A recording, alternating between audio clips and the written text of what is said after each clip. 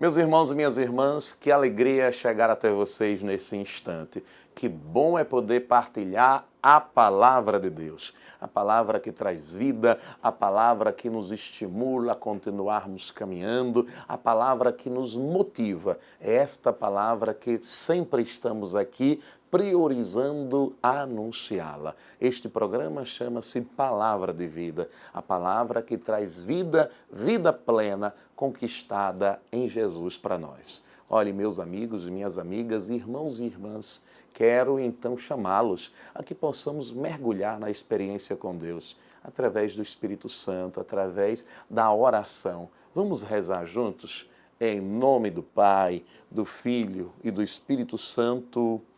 Amém. Vinde, Espírito Santo, enchei os corações dos vossos fiéis e acendei neles o fogo do vosso amor. Enviai, Senhor, o vosso Espírito, e tudo será criado, e renovareis a face da terra. Oremos, Deus, que instruístes os corações dos vossos fiéis. Com a luz do Espírito Santo, fazei que apreciemos retamente todas as coisas, segundo o mesmo Espírito, e gozemos sempre da sua consolação, por Cristo, Senhor nosso. Amém. Em nome do Pai, do Filho e do Espírito Santo. Amém. Certo dia, Jesus estava rezando num lugar retirado e os discípulos estavam com ele. Então Jesus perguntou-lhes: quem diz o povo que eu sou? Eles responderam: uns dizem que é João Batista, outros que és Elias, mas outros acham que és algum dos antigos profetas que ressuscitou. Mas Jesus perguntou: e vós, quem dizeis que eu sou? Pedro respondeu: o Cristo de Deus. Mas Jesus proibiu-lhes severamente que contassem isso a alguém. E acrescentou: o Filho do Homem deve sofrer muito, ser rejeitado pelos anciãos, pelos sumos sacerdotes e doutores da lei. Deve ser morto e ressuscitar no terceiro dia. Depois Jesus disse a todos: se alguém me quer seguir, renuncie a si mesmo, tome sua cruz cada dia e siga-me. Pois quem quiser salvar a sua vida, vai perdê-la. E quem perder a sua vida por causa de mim, esse a salvará. Palavra da salvação. Glória a vós, Senhor.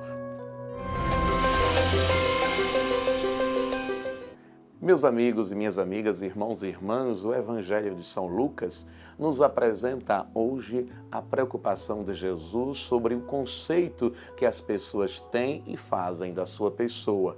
E então faz aos discípulos a inquietante pergunta: quem dizem as pessoas sobre quem é o Filho do Homem? E o interessante disso tudo é que os discípulos escutam os mesmos comentários que chegaram aos ouvidos de Herodes, que Jesus era o João Batista, Elias ou alguns dos profetas antigos, que ressuscitou, segundo os informes que chegavam até eles. Mas o que Jesus realmente queria saber era o que os seus discípulos pensavam a respeito dele. E nesse momento é Pedro quem toma a iniciativa da resposta e, erguendo a voz, diz: tu és o Cristo de Deus. A palavra Cristo vem do grego, é uma tradução literal de Messias e significa ungido. Esta resposta de Pedro tem todo o significado e é sobre isso que vamos refletir hoje. Vejam, os livros proféticos do Antigo Testamento falam da vinda do Messias, a vinda do Salvador, e atribui a ele o poder de curar os doentes, expulsar os demônios e trazer a paz ao povo. João Batista sabia disso.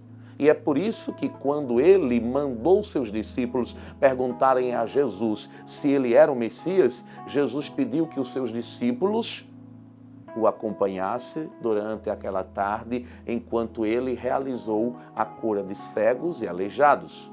Depois disso, Jesus disse aos seus discípulos: vão até João, e digam para ele o que vocês viram. Jesus não queria dizer neste momento que ele era o Messias, pois muitas coisas ainda precisavam acontecer antes do seu martírio. João Batista, como conhecedor das Escrituras, sabia destes sinais. Se Jesus já afirmasse desde este momento que era a promessa de Deus, o alvoroço e a polêmica seria ainda muito maior do que a que já estava acontecendo. Isso poderia encurtar a sua trajetória no meio de nós. Mas então as pessoas da época não sabiam que ele era o ungido de Deus, o Filho de Deus, que não deveria esperar que viesse outro? Pois é, não sabiam. Somente os discípulos sabiam disso. E foram severamente proibidos de contar isso a alguém, de passar isso para todas as pessoas até o martírio, até a morte e até a ressurreição. Ainda hoje, os judeus esperam a primeira vinda do Messias, pois para eles Jesus foi apenas um profeta, que teve a sua importância, mas que não libertou o povo como eles esperavam. O entendimento deles não permite que vejam a libertação que Jesus veio trazer, a libertação da escravidão, do pecado, a libertação que vai muito mais além da libertação que eles esperavam, que era a libertação da servidão aos romanos da época e depois a tantos outros povos ao longo da história. A libertação que Jesus veio trazer, meus amigos e minhas amigas, é de dentro para fora. Você pode até estar acorrentado numa prisão e ser livre. Você pode estar doente em um leito de hospital, rejeitado pelos seus pais e estar num orfanato ou num asilo. Pode até ter perdido a saúde, a dignidade, o dinheiro, a liberdade de ir e vir e ainda ser livre. Parece contraditório, não é verdade? Mas a verdade é que a verdade de Jesus, ela nos liberta.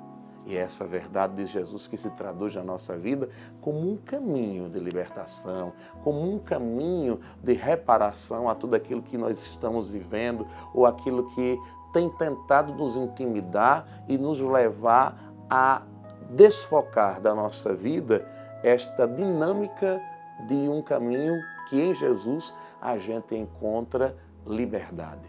Por isso, meus irmãos e minhas irmãs, vejamos bem, a experiência dos discípulos, quando aqui são abordados por Jesus, é que eles entendam que Jesus está lhes perguntando acerca de quem é Ele, para que eles compreendam que Jesus é aquele que os liberta, aquele que trouxe a libertação além das esferas humanas ou terrenas. Uma libertação que se traduz na vida como um caminho de transformação pessoal. Vejam, Pedro é quem responde, tu és o Cristo, o ungido de Deus. Mas a Pedro é dada essa incumbência de responder, mas é a Pedro também que Jesus, no seu diálogo, chama a atenção para que responda com consciência acerca de quem é Jesus. Jesus é o Cristo, é o Salvador, é aquele que veio a esta terra não só para nos libertar das amarras terrenas, mas para nos tirar de tudo aquilo que nos impede a vislumbrarmos a vida eterna, a salvação. Queridos, que Jesus, o Senhor, aquele cujo Evangelho de João, no capítulo 3, no versículo 16, diz assim, Deus amou de tal forma o mundo que enviou o seu Filho muito amado para que todo aquele que nele crê não pereça, mas encontre nele a salvação. Que Jesus, o Senhor, visitando sua vida, minha vida, a nossa vida, possa nos fortalecer acerca dessa consciência que devemos adquirir de que Ele é o Senhor. De todo o meu coração, quero partilhar com vocês a bênção deste dia. O Senhor esteja convosco, Ele está no meio de nós. Abençoe-vos o Deus Todo-Poderoso, Pai, o Filho e o Espírito Santo. Amém.